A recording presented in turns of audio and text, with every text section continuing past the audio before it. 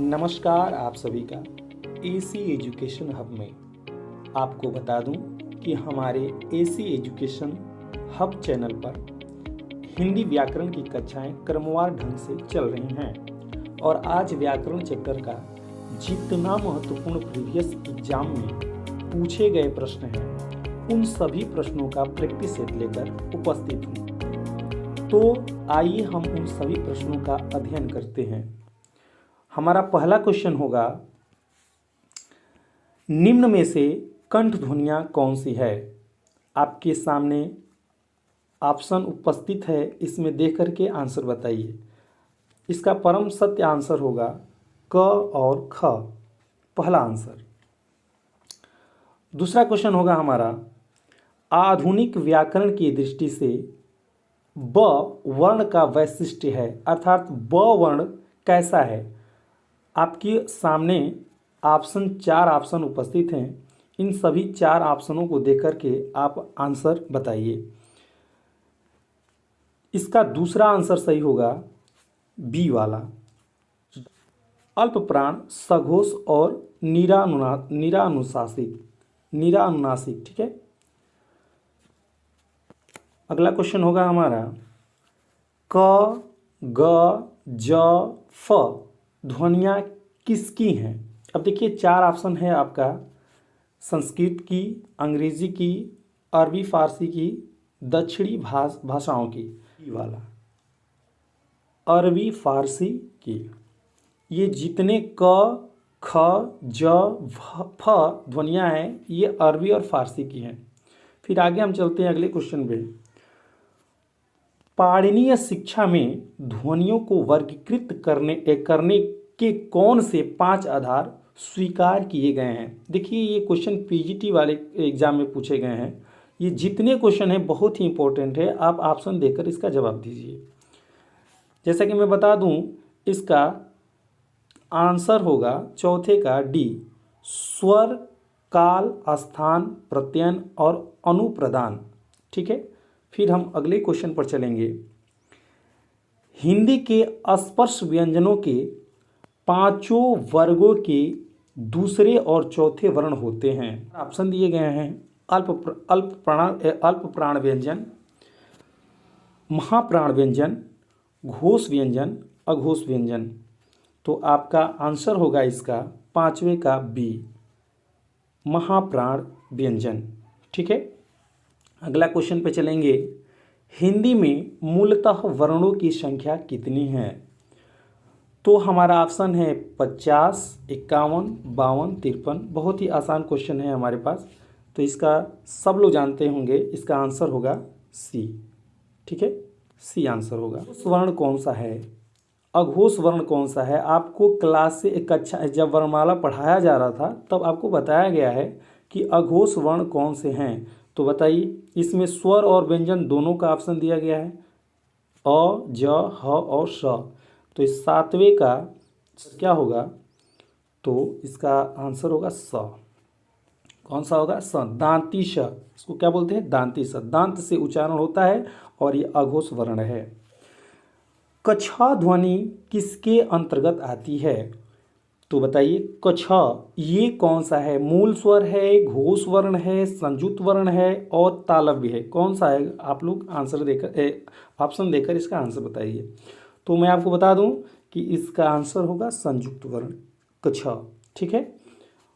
उसी तरीके से हम अगले क्वेश्चन पर चलेंगे। जिन शब्दों के अंत में अ आता है उन्हें क्या कहते हैं। बताइए, अनुस्वार कहेंगे, अयोगवाक कहेंगे, अंतस्थ कहेंगे, अकारांत कहेंगे। तो आपका 9वें का ऑप्शन डी सही होगा। कौन सा है, अकारांत। क्योंकि अ जो है किसी शब्दों के अंत में आता है। देखिए शब्द ही इसका अर्थ बता रहा है कि अकारांत का अर्थ होगा कि अ अंत में है। ठीक है। अब अगले क्वेश्चन पर चलेंगे। इनमें से कौन सी ध्वनि अवधि में नहीं है। ऑप्शन है आपके पास क, ड़, न, म। 10 नंबर क्वेश्चन का आंसर होगा आपका बी,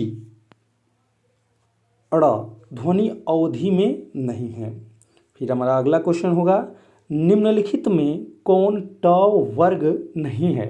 बताइए, ट वर्ग नहीं है। और ट वर्ण जो होता है उसका उच्चारण स्थान क्या होता है, और ट वर्ग में कौन कौन से आते हैं? तो आपका आंसर है, ऑप्शन है ठ, ढ, ढ़, घ। तो बताइए भाई, ये डी ऑप्शन सही होगा कि नहीं? क्योंकि आपका जो घ होता है ये तो क वर्ग का है ना। ठीक है। तालवी श, मूर्धन्य स, दांती श और ह कौन से व्यंजन कहलाते हैं? तो 12 का सत्य आंसर होगा आपका सी नंबर, संघर्षी व्यंजन कहलाते हैं। अगला क्वेश्चन होगा हमारा, अगले क्वेश्चन पर चलेंगे। निम्नलिखित में कौन स्वर नहीं है? तो बताइए कौन स्वर नहीं है? तो इसमें अ, उ, ए, अंग। तो देखिए आपके मूल स्वर तो कितने होते हैं? 11 ना। और 11 में से जो ये डी वाला है, अंग, अह, जो 2 होते हैं जिसमें से आपका अंग है, ये स्वर में नहीं आते हैं। अगला क्वेश्चन होगा, स्वर ध्वनि के प्रकार है। बताइए भाई, स्वर ध्वनि के प्रकार कौन है? दीर्घ है, प्लुत है, ह्रस्व है, उपयुक्त दो तीनों हैं। 14 का आंसर बताइए। इसका आपको बता दूं कि इस ध्वनि में ये तीनों आ जाएंगे।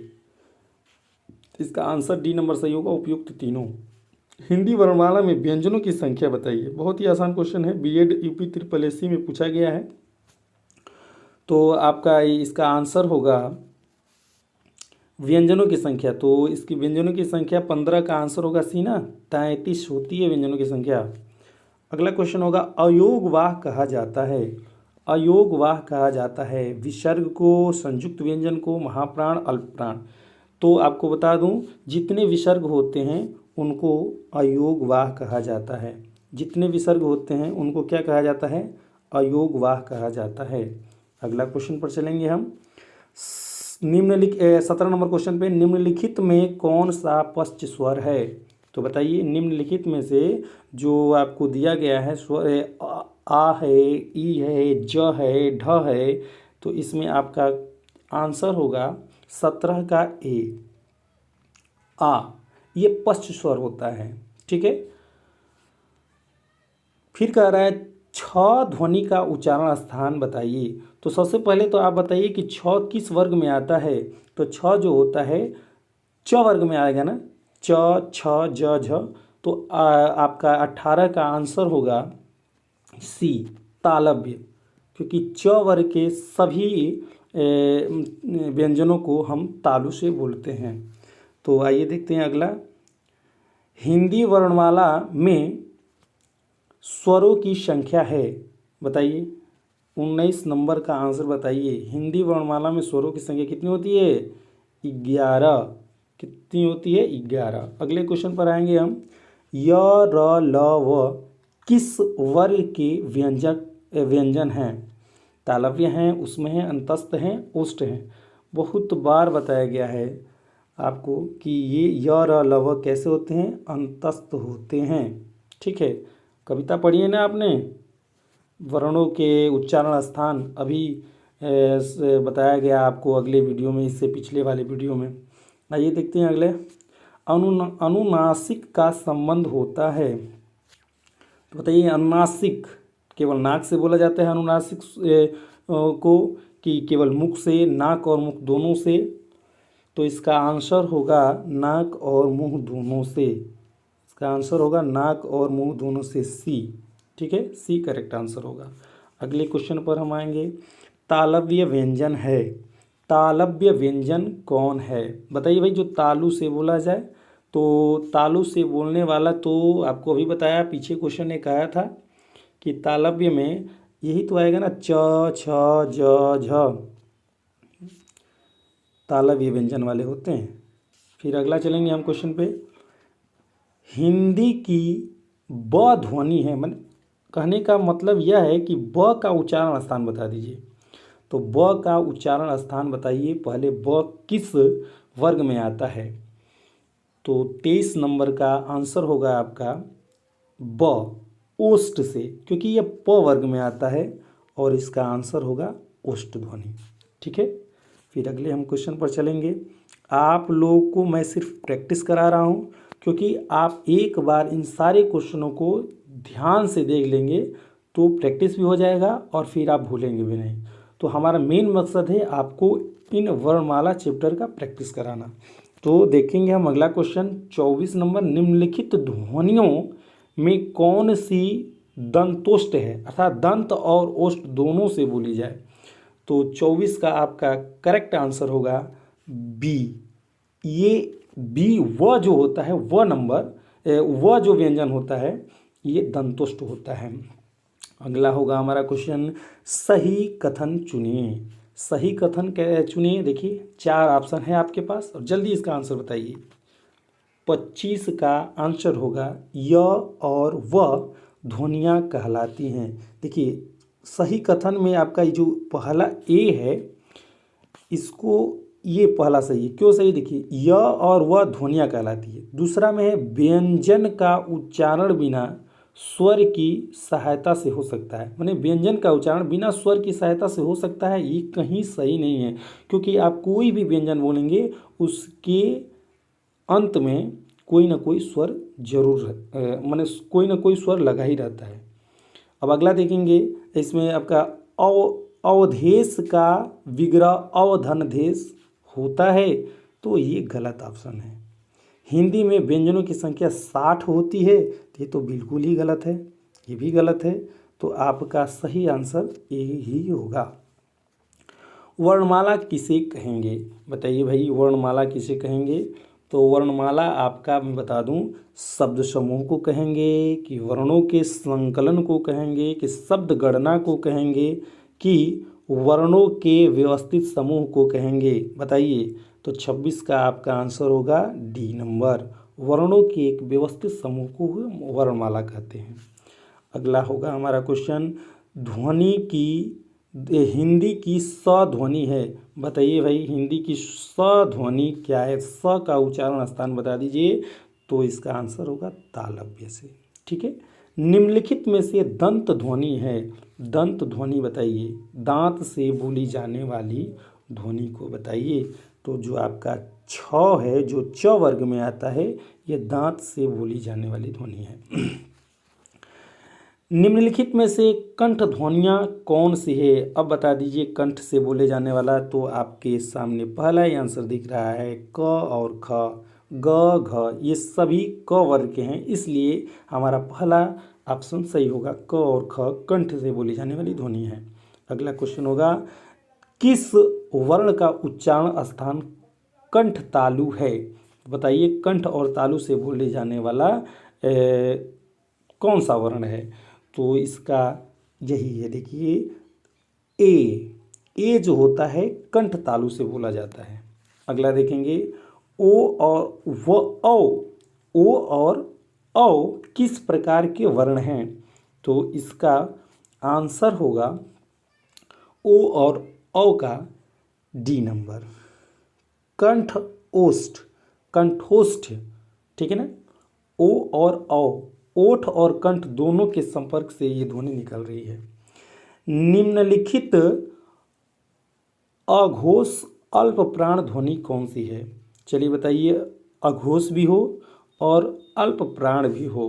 तो 32 का आंसर आपका डी होगा, क्योंकि क और जो त है ये अघोष कहलाते हैं और साथ में अल्प प्राण भी हैं ये। ठीक है। अगला चलेंगे हम, निम्न में से कौन एक अल्प प्राण ध्वनि है? तो सोचिए कौन सा इसका आंसर होगा। अल्प प्राण मतलब कि कम ध्वनि निकलती हो बोलते समय। तो 35 कौन सा है? हमारा अल्प प्राण ध्वनि है, तो क ही तो होगा ना। अल्प प्राण निम्नलिखित में से ये 33 का ऑप्शन आपका सही होगा, ए नंबर। अगला क्वेश्चन आएंगे हम 34 नंबर पे, द ध्वनि का उच्चारण स्थान होता है। देखिए ये सारे क्वेश्चन जो है ना कहीं किसी न किसी एग्जाम में पूछे गए क्वेश्चन है, बहुत ही इंपॉर्टेंट, जो हमेशा रिपीट करते रहते हैं क्वेश्चन। तो द का उच्चारण स्थान बता दीजिए। तो द का उच्चारण होगा दंत से। त वर्ग में आता है और त वर्ग के सभी वर्णों को दंत से बोले जाते हैं। इनमें से कौन सी ध्वनियाँ अंतस्थ नहीं हैं? तो बताइए, अंतस्थ में आपको मैं बता दूं य, र, ल और व, यही आते हैं ना। तो इन चारों में से आप देख लीजिए कौन है। तो देख लीजिए, इसका यही तो ऑप्शन है ना, व, य र ल, सॉरी, य र ल। तो आपका राइट आंसर आपका बी होगा, 35 का बी आंसर। ठीक है। निम्नलिखित में से कौन मूर्धन्य ध्वनि नहीं है? 36 का आंसर बताइए आप, कौन सा सही होगा जो मूर्धा से नहीं बोला जाए? ठीक है।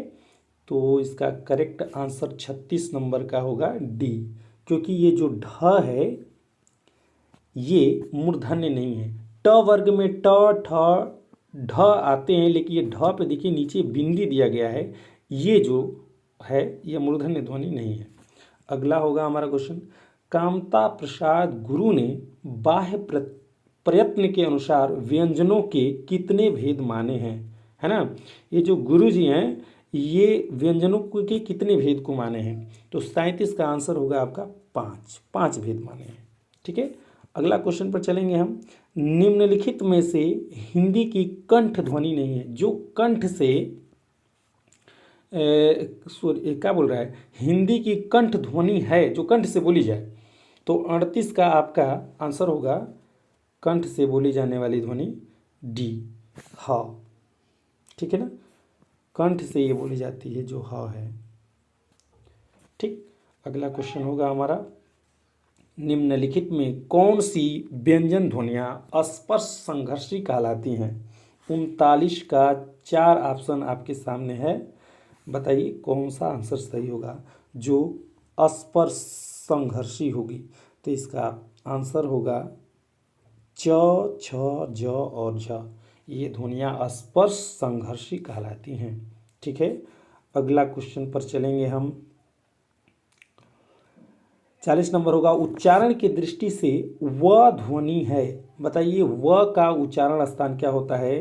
तो व का उच्चारण स्थान दंतोष्ठ होता है, आपको पता होगा, बहुत ही इम्पोर्टेंट होता है ये क्वेश्चन होता है, कई बार पूछे गए हैं।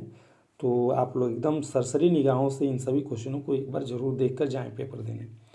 हिंदी की ओष्ठ व्यंजन ध्वनि है, हिंदी की ओष्ठ व्यंजन ध्वनि। ठीक है, क्वेश्चन को थोड़ा ध्यान से देकर आंसर दीजिए। 41 का आपका भ होगा जो आंसर आपका सत्य आंसर होगा भ। ठीक है ना, ये ओष्ठ से बोला जाता है, इसीलिए तो इसको ओष्ठ व्यंजन ध्वनि बोला जा रहा है। हिंदी के मूर्धन्य, अब अगला क्वेश्चन होगा हमारा, हिंदी के मूर्धन्य ध्वनियाँ हैं जो मूर्धा से बोली जाए, और मूर्धा से बोली जाने वाले ध्वनि कौन से वर्ग में आते हैं? तो ट वर्ग में आते हैं, और ट वर्ग यहाँ कहाँ दिखाई दे रहा है? बी ऑप्शन वाला। ठीक है, तो इस तरीके से आपका बी आंसर सत्य होगा, ये वाला बी वाला। ठीक है।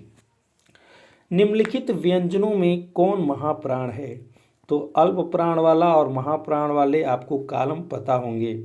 ठीक है, तो बताइए आप इनमें से कौन ऑप्शन सही होगा? महाप्राण, तो 43 का परम सत्य आंसर होगा डी। ठीक है, ढ जो होता है ये महाप्राण है, बोलने में ज़्यादा वायु की आवश्यकता पड़ती है।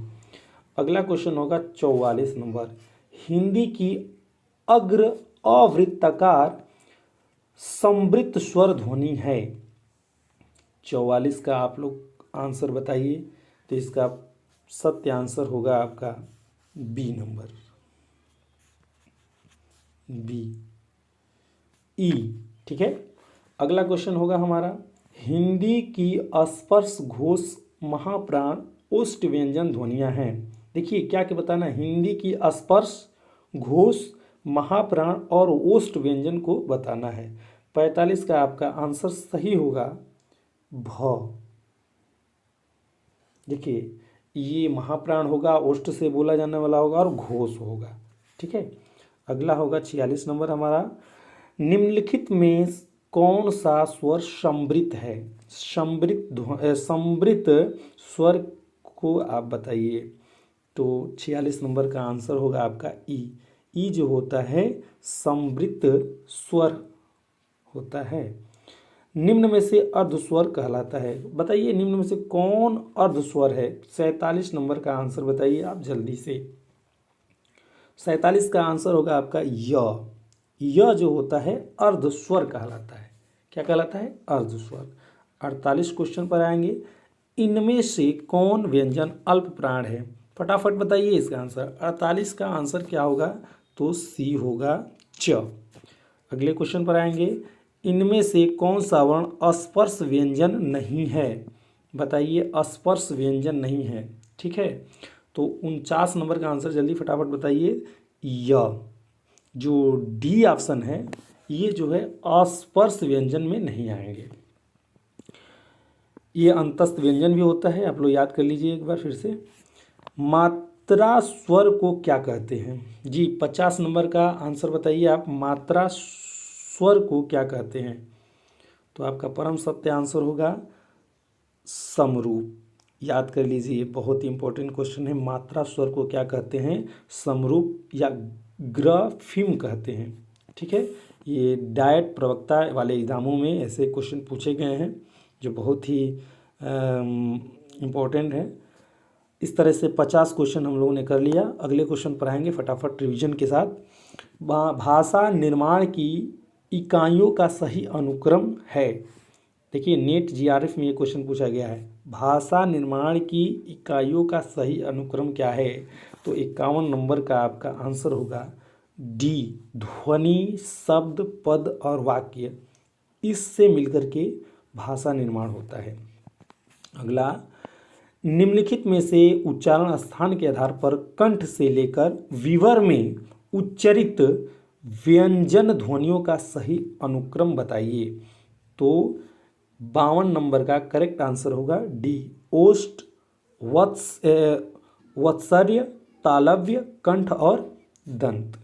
अगला क्वेश्चन होगा, निम्नलिखित में ओष्ठ ध्वनि नहीं है जो ओठ से नहीं बोली जाए। तो प वर्ग वाला जितना होगा वो ओठ से बोला जाता है। तो देखिए इसमें से कौन नहीं है? पहला 53 का जो पहला आंसर है च में, तो च ऐसे भी तालु से बोला जाता है, तो इस तरीके से यही हमारा सही होगा। ठीक है, अनुनासिक व्यंजन कौन से होते हैं जो नाक और मुंह दोनों से बोले जाएं? तो 54 का आपका आंसर होगा डी नंबर। किसी भी वर्ग का पंचमाक्षर, पांचवा अक्षर। ठीक है, तो आपका करेक्ट आंसर होगा डी नंबर। उसके बाद चलेंगे आगे। कंठोष्ठ ध्वनि का उदाहरण है। चलिए बताइए जल्दी से फटाफट। 55 का आंसर होगा आपका ए नंबर, ओ, औ। ये औ वाला जो है ये कंठोष्ठ ध्वनि का उदाहरण है। ठीक है, अगला चलेंगे हम क्वेश्चन पे। 56 नंबर होगा हमारा क्वेश्चन। स्र एक संयुक्त व्यंजन है, तो इनमें बताइए जो स्र है किन किन शब्दों से मिलकर, किन किन वर्णों से मिलकर के बना हुआ है। तो 56 का आपका आंसर होगा सी नंबर। स और र वर्णों से मिलकर के स्र बना होता है।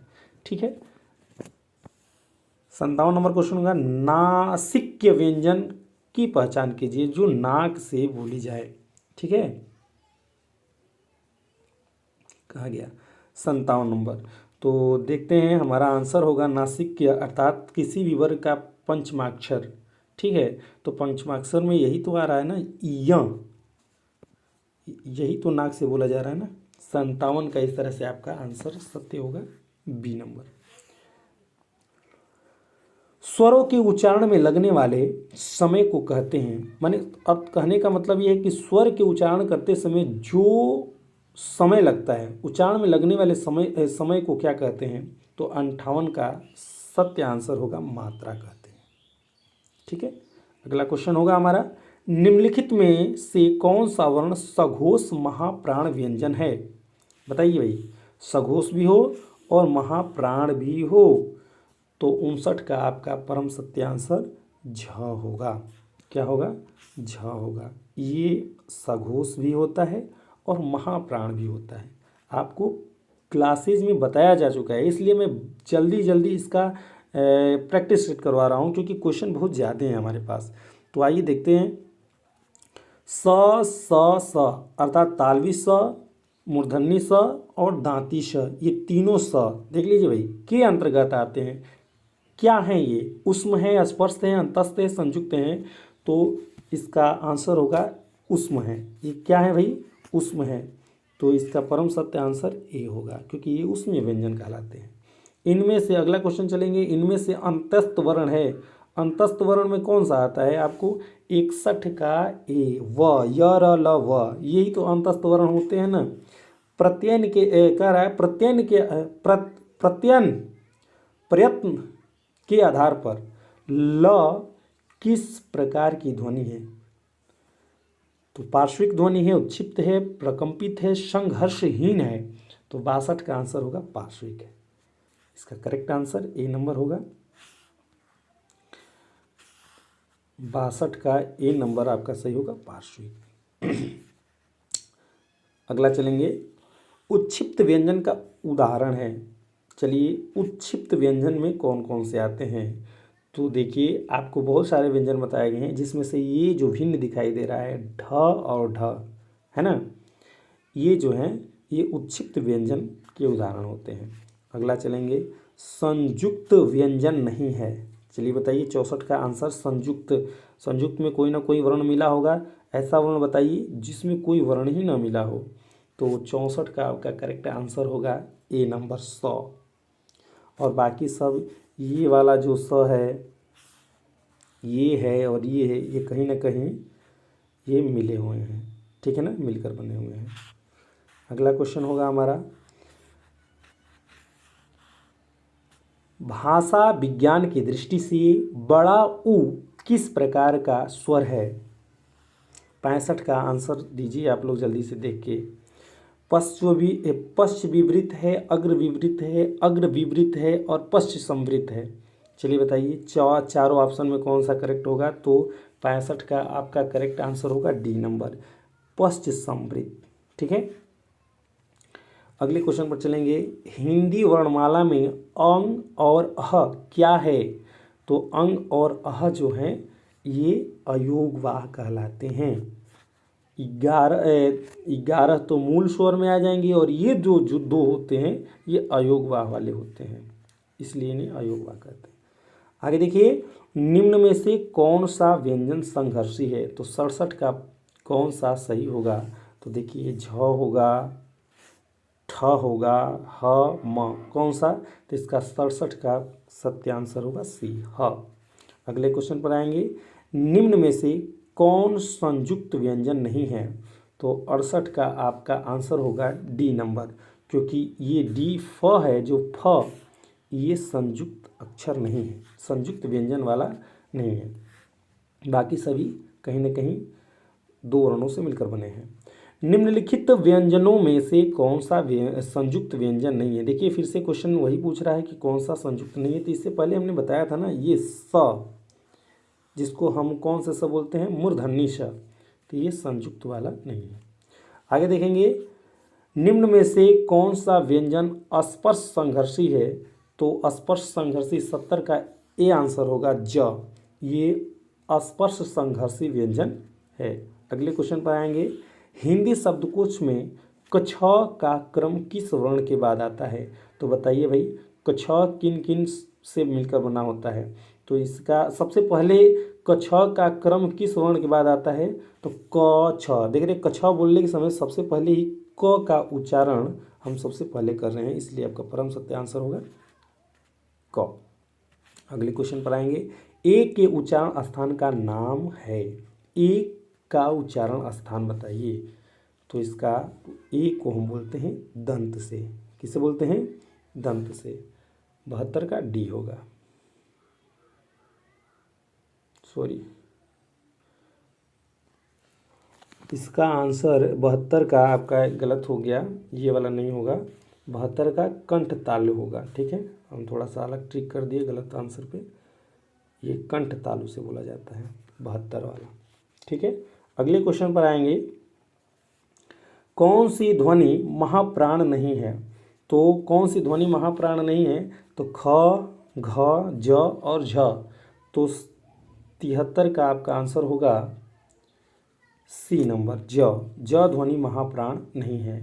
ठीक है, एंड आपका अगला क्वेश्चन है, निम्न में से कौन सा व्यंजन पार्श्विक है? तो 74 का आपका आंसर होगा सी, ल। तो इस तरीके से आपको मैंने बहुत सारे जितने इंपॉर्टेंट क्वेश्चन थे उसको मैंने कवरअप किया। तो आप लोग इसका प्रैक्टिस करते रहिए। तब तक के लिए धन्यवाद। फिर मैं अगले वीडियो में आपको फिर मिलता हूँ।